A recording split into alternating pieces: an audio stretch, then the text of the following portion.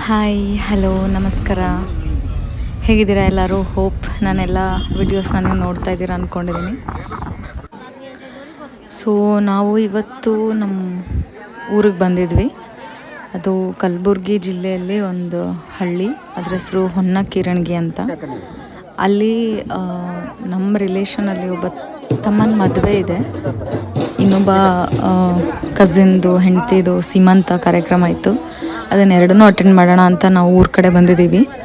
So in ಫ್ಯೂಚರಲ್ಲಿ 1-2-3 ಅಂದರೆ ಇನ್ನೊಂದು ಸ್ವಲ್ಪ ಜಾಸ್ತಿನೇ ಮೇ ಬಿ ವ್ಲಾಗ್ಸ್ ಬರ್ಬೋದು. ಅದೆಲ್ಲ ರಿಲೇಟೆಡ್ ಟು ನಮ್ಮ ಊರ ಕಡೆ ಮತ್ತು ಯಾವ ಥರ ಫಂಕ್ಷನ್ ಮಾಡ್ತಾ ಇದ್ದೀವಿ ಅನ್ನೋದನ್ನೆಲ್ಲ ಆಲ್ಮೋಸ್ಟ್ ನಾನು ಕ್ಯಾಪ್ಚರ್ ಮಾಡೋಕ್ಕೆ ಟ್ರೈ ಮಾಡ್ತೀನಿ.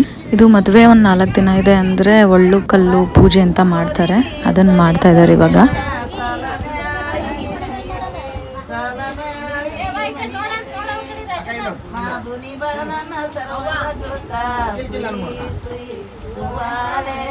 ಇದೆಲ್ಲ ಆದಮೇಲೆ ಮಧು ಮಗ ಮಾಡೋದು ಅಂತ ಒಂದು ಶಾಸ್ತ್ರ ಇರುತ್ತೆ. ಸೊ ಎಣ್ಣೆ ಶಾಸ್ತ್ರ, ಅರ್ಶಿಣ ಶಾಸ್ತ್ರ ಎಲ್ಲ ಮಾಡಿದ್ವಿ.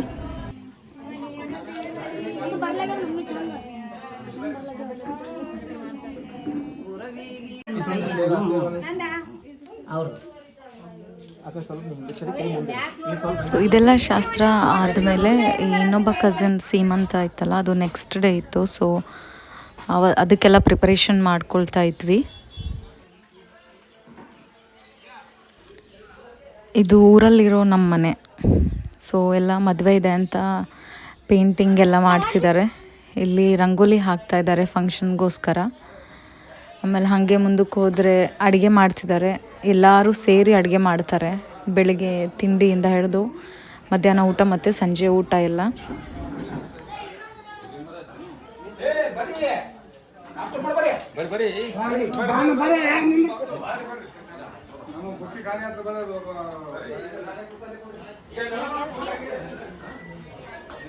ನಾವು ಒಳಗಡೆ ಏನೋ ಸೀಮಂತ ಶಾಸ್ತ್ರಕ್ಕೆ ಅಂತಲೇ ಜೋಳನ ಒಳ್ಳಲ್ಲಿ ಕುಟ್ತಾರೆ. ಸೊ ಅದನ್ನು ಮಾಡ್ತಾ ಇದ್ವಿ ನಾನು ಮತ್ತು ನಮ್ಮ ದೊಡ್ಡಮ್ಮ.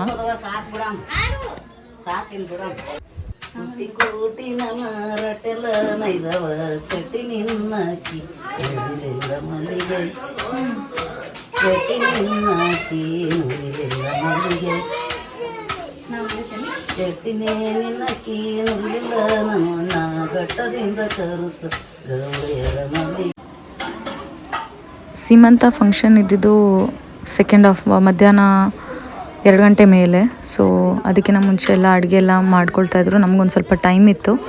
ಸೊ ನಾವು ಅಲ್ಲಿ ಊರಲ್ಲಿರೋ ವೀರಭದ್ರೇಶ್ವರ ಟೆಂಪಲ್ಗೆ ಹೋಗೋಣ ಅಂತ ರೆಡಿ ಆದ್ವಿ. ಎಲ್ಲ ಹೆಣ್ಮಕ್ಳೆಲ್ಲ ಬಂದಿದ್ರು ಅವ್ರ ತವ್ರ ಮನೆಗೆ. ಸೊ ಎಲ್ಲರೂ ಹೋಗಿ ನಮಸ್ಕಾರ ಮಾಡಿ ಬರೋಣ ಅಂತ ಹೋಗಿದ್ವಿ. ಅದು ನಮ್ಮ ಮನೆ ದೇವರು ಕೂಡ. ಸೊ ಊರಿಗೆ ಬಂದರೆ ಒಂದ್ಸರಿ ವಿಸಿಟ್ ಕೊಟ್ಟು ನಮಸ್ಕಾರ ಮಾಡಿ ಬರ್ತೀವಿ.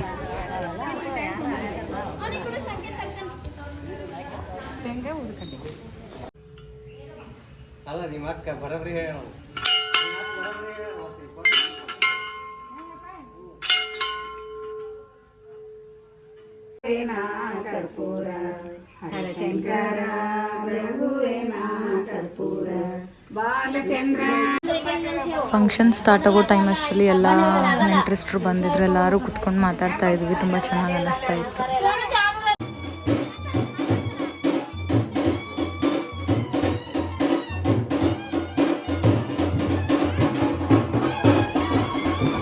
ಇದು ಫಂಕ್ಷನ್ ನಡೀತಾ ಇದ್ರೆ ಏನೇ ಒಂದು ಮನೆಯಲ್ಲಿ ಈ ಫಂಕ್ಷನ್ ಇದೆ ಅಂತ ಅಂದರೆ ಎಲ್ಲರೂ ನೆಂಟರಿಸ್ಟ್ರು ಸೇರಿರ್ತೀವಿ. ಪ್ರತಿಯೊಂದು ಹಳೆ ಮಾತುಗಳು, ಕಾಮಿಡಿ ಮಾಡ್ಕೊಳ್ಳೋದು, ಮಜಾ ಮಾಡೋದು, ಅದು ತುಂಬ ತುಂಬ ಚೆನ್ನಾಗಿ ಅನಿಸುತ್ತೆ. ಯಾಕೆಂದರೆ ಇಷ್ಟು ಬ್ಯುಸಿ ಶೆಡ್ಯೂಲಲ್ಲಿ ಎಲ್ಲರೂ ಒಟ್ಟಿಗೆ ಸೇರಿ ಒಂದು ಕಡೆ ಆಗೋದೇ ಒಂದು ದೊಡ್ಡ ಟಾಸ್ಕ್ ಆಗಿಬಿಟ್ಟಿದೆ ಇವಾಗ. ಸೊ ಯಾರಾದರೂ ಎಲ್ಲಾದರೂ ಸಿಗೋಣ ಅಂದರೆ ನೆಕ್ಸ್ಟ್ ಫಂಕ್ಷನ್ ಏನಾದರೂ ಇದ್ದರೆ ಸಿಗೋಣ ಅನ್ನೋ ಒಂಥರ ಆಗಿಬಿಟ್ಟಿದೆ. ಸೊ ತುಂಬ ಚೆನ್ನಾಗಿ ಅನ್ನಿಸ್ತಾ ಇತ್ತು.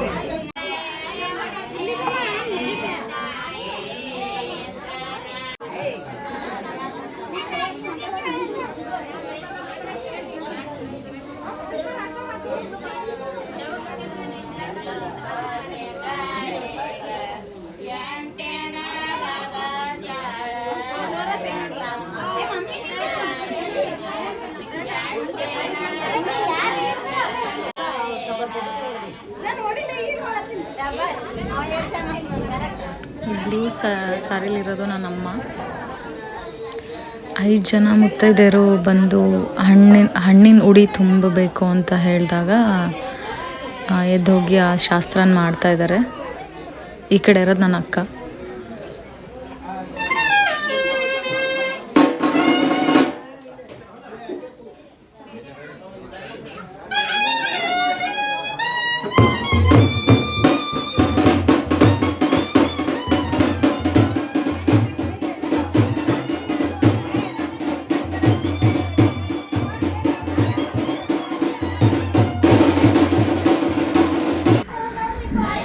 ಎಲ್ಲ ಮುಗಿಸಿ ಮಲ್ಗೋಣ ಅನ್ನೋಷ್ಟರಲ್ಲಿ ಯಾರಿಗೂ ನಿದ್ದೆ ಬರ್ತಾ ಇರಲಿಲ್ಲ. ಸೊ ಹಾಗೆ ಕೂತ್ಕೊಂಡು ಎಲ್ಲರೂ ಮಜಾ ಮಾಡ್ತಾಯಿದ್ವಿ.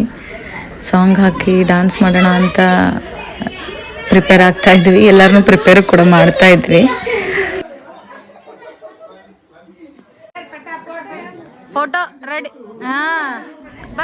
ನಮ್ಮ ಅಜ್ಜಿಗೆ 10 ಜನ ಮಕ್ಕಳು, 7 ಜನ ಹೆಣ್ಮಕ್ಳು, 3 ಜನ ಗಂಡು ಮಕ್ಕಳು.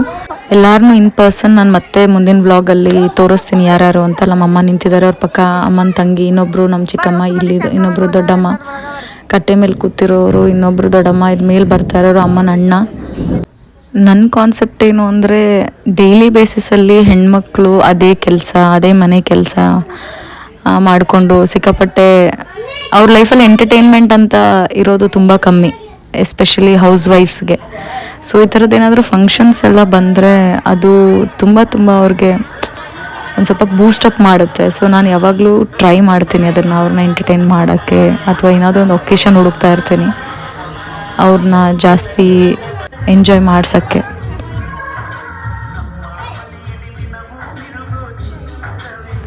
ಸೊ ಹೋಪ್ ಈ ವಿಡಿಯೋ ಇಷ್ಟ ಆಗಿದೆ ಅಂದ್ಕೊಂಡಿದ್ದೀನಿ. ಇಷ್ಟ ಆದರೆ ಸಬ್ಸ್ಕ್ರೈಬ್ ಮಾಡಿ, ಲೈಕ್ ಮಾಡಿ, ಶೇರ್ ಮಾಡಿ. ಖುಷಿಯಾಗಿರೋಕ್ಕೆ ಅಂತ ಯಾವುದೇ ರೀತಿ ಒಕೇಶನ್ ಇದನ್ನು ಮಾಡಿದ್ರೆ ಖುಷಿ ಆಗ್ತೀವಿ ಅಂತ ಅಂದ್ಕೊಳ್ಳೋದ್ಗಿನ್ನ ಇರೋ ಸಿಚುವೇಶನು, ಇರೋ ಟೈಮಲ್ಲಿ ಇರೋ ಜನಗಳ ಜೊತೆ ಖುಷಿನ ಹಂಚ್ಕೊಳ್ಳಿ ಅಂತ ಹೇಳ್ತಾ ಮತ್ತೆ ಸಿಗ್ತೀನಿ. ಬಾಯ್.